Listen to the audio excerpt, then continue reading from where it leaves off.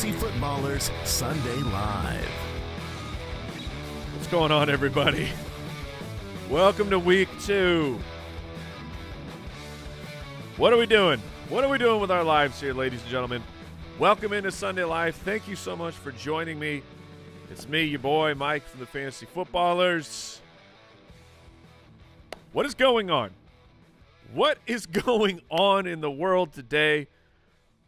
The football injury news is just crotch-kicking all of us right now.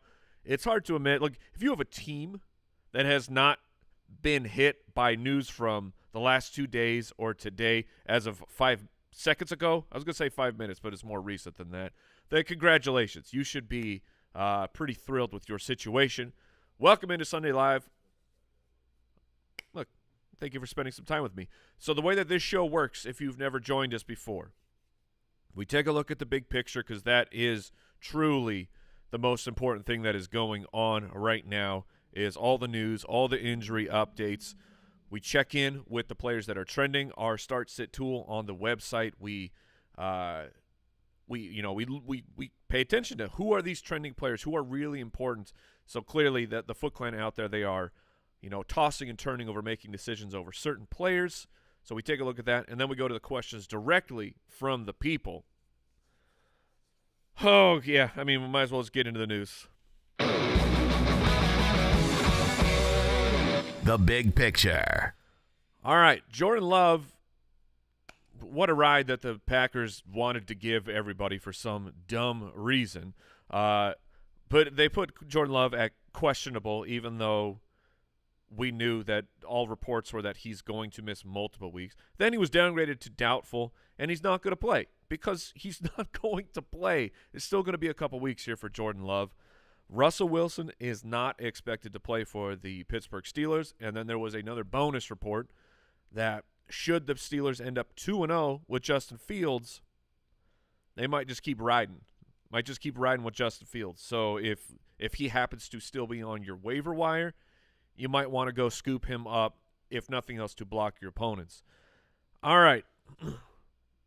Marshawn Lloyd for the Green Bay Packers. He will be making his NFL debut today. That'll be interesting to watch. I imagine he gets eased in because of the hamstring injury that he's been dealing with. But Josh Jacobs will have a little bit more competition as the weeks move on.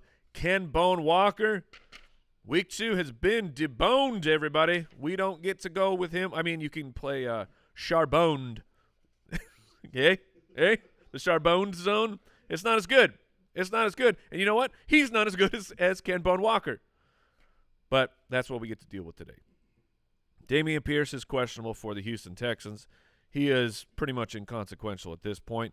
And the big news, Christian McCaffrey was placed on the IR. We will break that down and the consequences of that, on tomorrow's podcast. In the meantime, it just means that Jordan Mason is a top 12 play for the foreseeable future. At the wide receiver position, Josh Palmer, who showed up, he was a little bit banged up. He's going to play. He's probably limited. He sucked real bad last week. Josh Palmer is not really in contention for me. Jamison Williams popped up on Thursday or Friday. I don't remember on the injury report, but he is good to go. Jaden Reed, same thing for the Green Bay Packers. He will be playing. Addison of the Minnesota Vikings is out with that ankle sprain. Naylor is the next man up. I'm only just saying the name so that people have something to pay attention to and maybe root for. I'm not really stashing him or anything like that. Devon Vele, the rookie for the Denver Broncos, will miss time. Do we get Troy Franklin today? Jason sure hopes so. Josh Downs remains out. I think he was getting a little bit more positive movement. He might be back for the Colts next week. T. Higgins, still doubtful. Can we just permanently stamp that on T. Higgins? Just doubtful. Is he going to play next week? I don't know. It's doubtful. Is he going to do anything good? It's pretty doubtful. Roman Wilson, rookie for the Pittsburgh Steelers. He's questionable today. For the Bears, goodness gracious. It's the Sunday night game. Both Keenan Allen and Rome Odunze are game-time decisions. Rome Odunze, a little bit of optimism popped through today. That one is wild because it was, I believe, the MCL sprain or strain. I can't remember which one. Not a doctor. So him being active that's pretty wild. Meanwhile, Keenan Allen is really going through it. Long-term concerns for Keenan Allen are starting to build. Hollywood Brown was placed on the IR by the Chiefs. They're saying we're not expecting to see him for the regular season. Then the big news broke today. This one is a blessing in disguise. A.J. Brown for the Philadelphia Eagles will be out. You don't have to go into Monday night playing the games of, well, do I need to stash Jahan Dotson? Do I need to find someone on the Atlanta Falcons like Ray McLeod or Darnell Mooney? One of these guys. You don't have to play that game. You can just play one of your stronger bench assets. Or should you have A.J. Brown and you're now really stuck in a pickle, those other two guys I just mentioned, they might be available for you. At the tight end position, Jake Ferguson is out because, guys, stop it. Stop doing this to these players. If they hurt a ligament, just let them recover. Don't play this dumb game where, they might play. No, they're not going to play. David Njoku is out. Tanner Hudson is doubtful. And then the big news that broke moments ago with the A.J. Brown news, Evan Engram of the Jacksonville Jaguars, apparently he strained a hamstring, something the news is still filtering in during pregame warmups, and was ruled out. This is not great for teams that need a tight end here in about 50 minutes. So go make your pickups. I would say that Dallas Goedert, who might be on your waiver wire with A.J. Brown being out, you could do worse. Colby Parkinson of the Rams, I still think that he himself is a fine play. And Dalton Schultz apparently is back. Like, that guy was missing practice all week, and he's like, nah, man. So that's at least something to pay attention to. Those are just a couple names because the news is breaking. I imagine that 5 more people are now hurt by now in this time that I have been talking. Oh, goodness gracious. But, again, like I said, thank you for joining us. TheFantasyFootballers.com. That's where the rankings are. That's where the start-sit tool is. Papa Josh is back there making faces. He's the one who is on the ones and twos today. Josh, this is your first time ever running a Sunday Live, isn't it? Oh, boy. Yes, it is. How are we doing so far? Fantastic. All right. Is the computer all dialed in? Is it ready? All right. That was a test.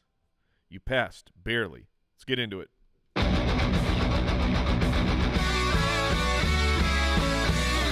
He's so hot right now. Like I said, we take a look at the trending players who are in our start-sit questions on thefantasyfootballers.com. Who's popular right now, Josh? Who's hot? Well, with Kenneth Walker being out, we've got a couple people scrambling to make a decision here. This first one is Jerome Ford or Zach Charbonnet. Trying to get into the Charbonne zone. So Charbonnet is extremely difficult because this should be a 3-down situation, and he's good in the receiving game. So, look, receiving work, goal line work, Charbonnet should be in line for all that. He was essentially the most inefficient rusher last week. He really has not been the player that I hoped he would be. I don't think he's been the player that the Seahawks hoped he would be when they drafted him in the 2nd round last year. We've seen him a handful of times without Kenneth Walker. In those, he was really good for fantasy because he absolutely volumes his way in. But Jerome Ford is in that as well, with Nick Chubb still recovering. So Charbonnet gets the Patriots, who that defense is they're still doing some work. Jerome Ford gets the Jacksonville Jaguars.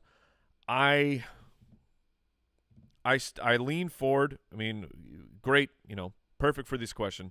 They are back-to-back in my rankings. I have Jerome Ford 1 spot ahead. This is not I feel super confident one way or the other. Just if I had both of them, I'm probably going to go Jerome Ford. I'm a little more confident just in him as a player than I am in Charbonne zone at the moment. Who's next? All right, on that same vein, would you start Tony Pollard or Zach Charbonnet? Okay, so Tony Pollard ended up being the clear leader of the timeshare this past week for the Tennessee Titans. Spears is still getting a bunch of the passing work.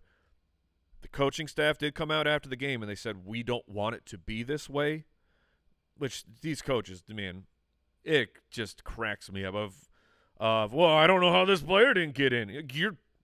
Look in a mirror, dude. Don't talk to the press and be like, we don't know what happened. You know what happened. You didn't put the other guy in. You actively chose, no, we're going to put Tony Pollard back in. But anyways, they did say that. They said we want to have it more split, which is what they said the entire offseason. Playing against the Jets, I think I would take the hopeful full force volume of Charbonnet at that point over Tony Pollard, just in case the timeshare swaps back. All right, with CMC being out, Jordan Mason or James Conner? Oh, okay. That's an extremely good question. So James Conner gets the Rams. Jordan Mason gets Minnesota. Conner is at home, so we do like that. But I'm going to go with Jordan Mason. I mean, there's not many guys that I'm playing over Jordan Mason. I shared the stat during the show of Jordan Mason faced the highest percentage of stacked boxes on rushing attempts, more than any other running back over week 1, and he could not be stopped. This offensive line for the 49ers, they are just – it's a beast mode line, the running scheme. I mean, like, it's very, very few players at this point that I'm going to play over Jordan Mason. James Conner, I get it. He is a couple spots behind Jordan Mason for me, though, and I'd ride that hot hand. Who's next? All right, moving over to the quarterbacks. Jared Goff or Kyler Murray? All right, Kyler Murray at home against the Rams. Jared Goff gets that game against the Tampa Bay Buccaneers. The Dominator, he let us down this past week. I mean, Kyler was in that as well. I lean going Kyler Murray here.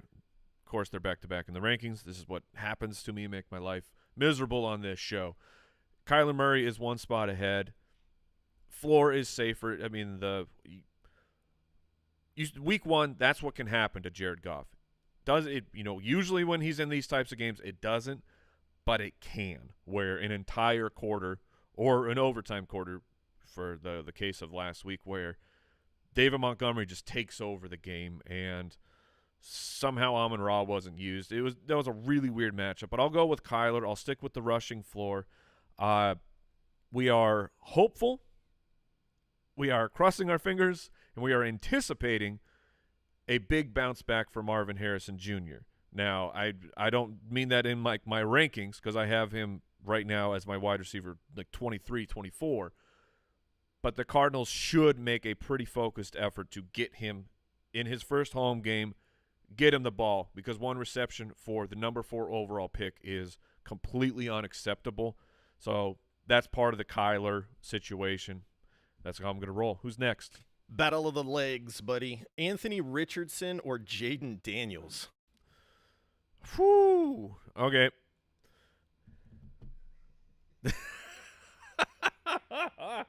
You people coming in with the hot questions, huh?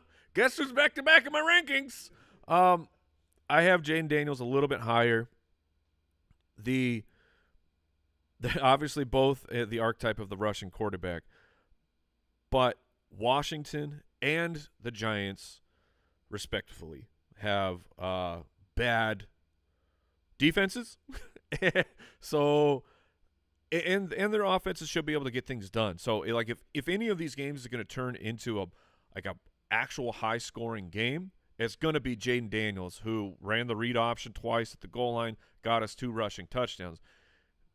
I know Andy has looked into the orb of the future about this Green Bay Packer game. If he is right about how that game script goes, that's gonna blow my mind, seriously. Of Malik Willis, I think his line on passing yards is like 160 or something. Like, the world is not expecting very much from Malik Willis because we've never seen it. So because of trying to project the game script, which is often a fool's errand, I'm going to go with Jaden Daniels over Anthony Richardson. Who's next? All right, we're moving to the wide receivers. Brian Thomas Jr. or Terry McLaurin? Brian Thomas. Terry McLaurin is I just said the glowing things about Jaden Daniels, but for that passing part of the offense and Terry McLaurin, I want to actually see something. I want to see anything before Terry McLaurin gets back out there. He should have a great game. He should. on the Brian Thomas side, of course, Evan Engram just ruled out. Now, he wasn't super involved this past week. I think he only had 1 reception. But, like, he's no longer a threat to take targets away, to take looks away from Brian Thomas. So I expect that he gets an uptick. Christian Kirk should see an uptick in targets. Him and Evan Engram, they attack the field in kind of the same region. So it wouldn't surprise me to see a pretty big bounce back for Christian Kirk. Not forcing him into my lineup by any means, but just trying to look forward to what this game could bring us. So between those two guys, like Terry is on my bench for a lot of the fringe players. And I have to see if Cliff Kingsbury's offense can actually produce anything for us before I have confidence in Terry. Who's next? All right, with him being in now, Jameson Williams or Tank Dell? Oh, the Jameson Williams questions, they are ridiculous. They are absolutely ridiculous. It's one game, so we're all trying not to freak out. But, like, if that was Jameson Williams' first game ever, as a rookie, being the top 10-ish pick, I don't remember exactly where he was selected.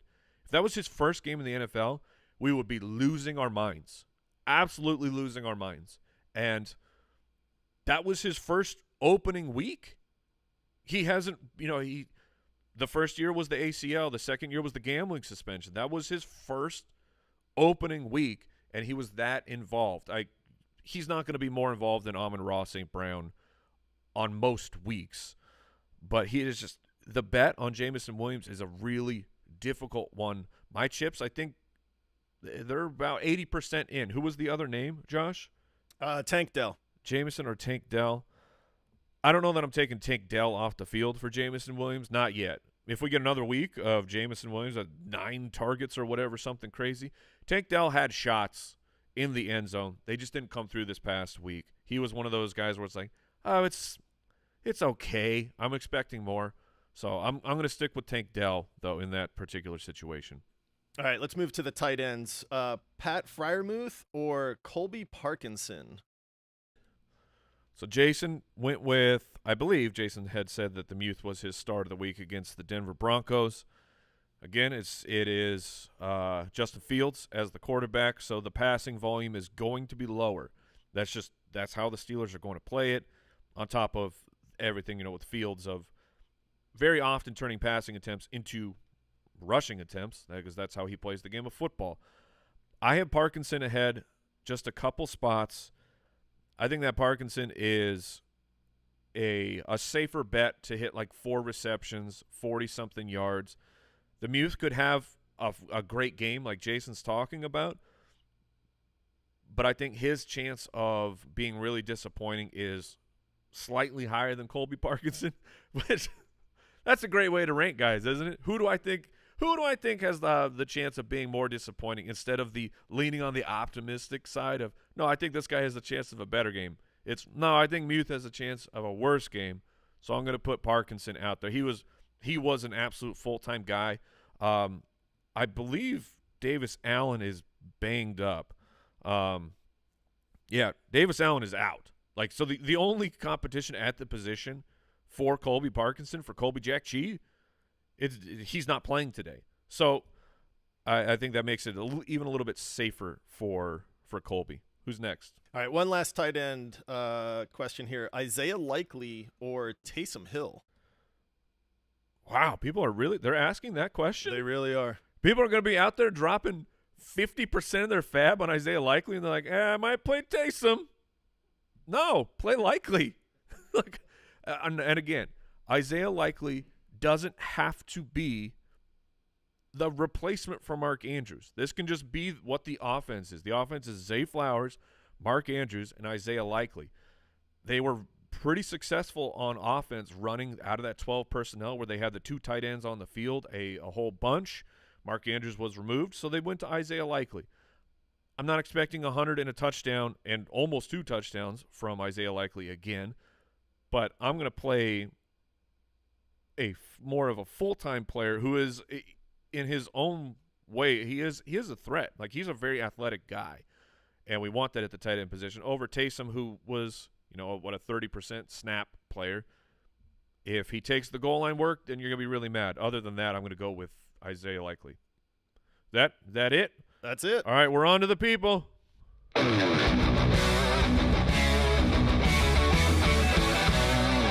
Stardom, set 'em.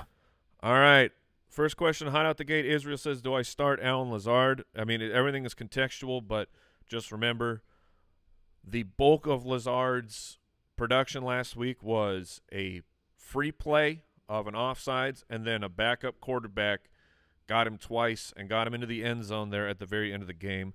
So I don't mind stashing Lazard to see if he – it could be Garrett Wilson and Lazard, and just everything is really funneled to those two guys, but I'm not playing him just yet.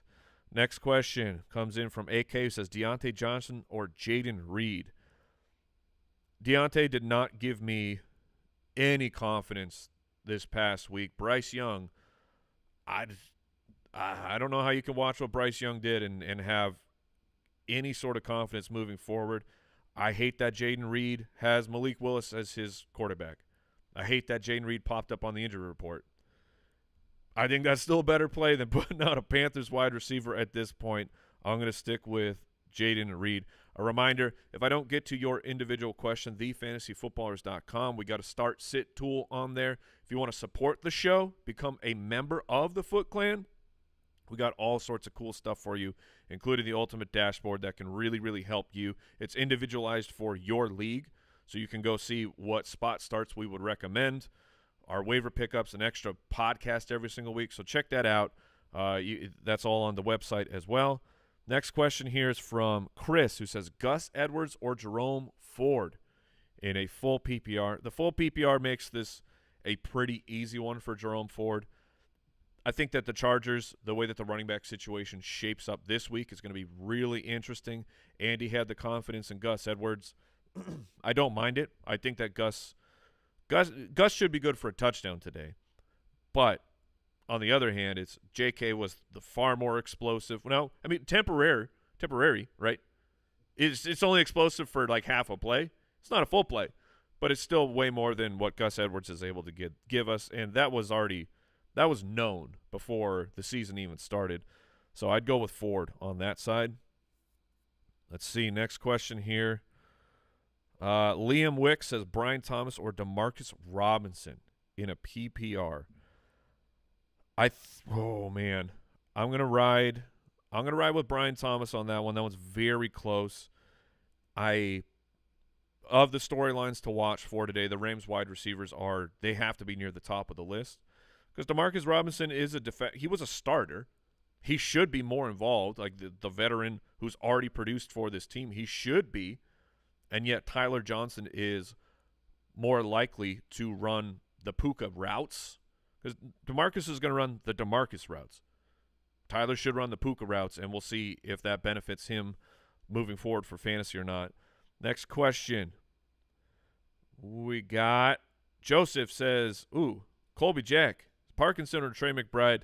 Trey McBride, my man. Trey McBride was still the focal point of the passing attack. It was really disappointing. But I'm gonna take him to have a bounce back week. Next question, Brohemoth. I believe this is Xavier Worthy or DJ Moore in a PPR. So the PPR does help balance it out. I think DJ Moore is he's an elite player, but he should be a volume player with Keenan Allen and Rome Odunze both game time decisions. Maybe one of them plays.